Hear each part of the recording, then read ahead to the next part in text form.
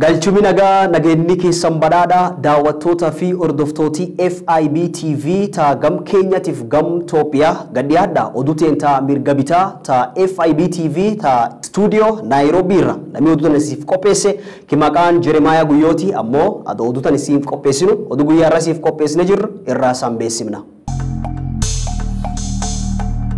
Gumiin gam kaab keenyaa jirtu hagize tana namaaf saybeelaf dheebuu rakkachuu jiran agdheera amduriyaatu lafsuni durumaatti yaatee qarqaar sagalee namaan quloomsanii namaa kenyuu jiran.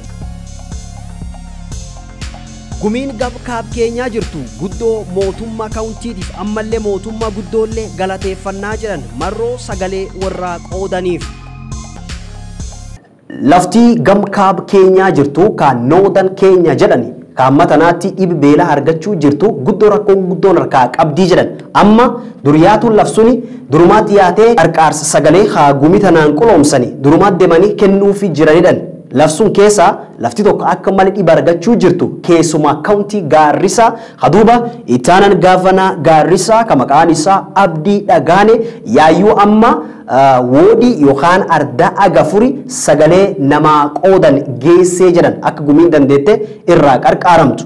Inni kaacha akkasii dubbatu waan jedhu kaamattiin tana mootummaa hin ta'inii fi akkasumallee mootummaan guddoolleen waan kan jidduu seenuu qabdii jedhe akka rakkoo beela tana gumii qarqaaranii jedhee achi akkasii dubbati. Gathered here this morning to send some food packages to our drought-stricken residents of Garissa County.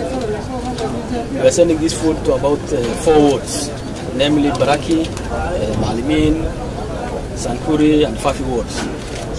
We have about 14 wards that are seriously affected by this drought situation and in the days to come.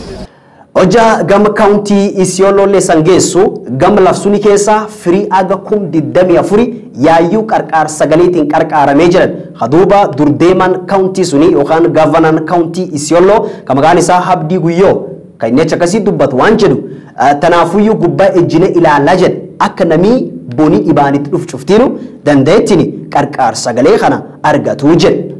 Akkasumallee hojja gama kaawuntii Maarsabeetii sangeesse lafsun keessa ardaan hedduun guddoo dhiba argatee jiraadhan ammoo eegituu dhiyootaan bokkeenni roobeef akkasumallee mootummaan kaawuntii Maarsabeetii gaafanaan kaawuntii Maarsabeetii Mohaamud Ali durdeem jidduu seene yaayyuutini furmaata argatanii jiran.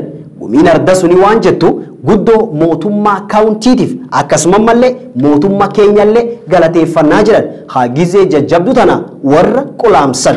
Tunashukuru serikali yetu vile ametukumbuka sisi kwa hii jilali kitoka mali ukame mali ameisha na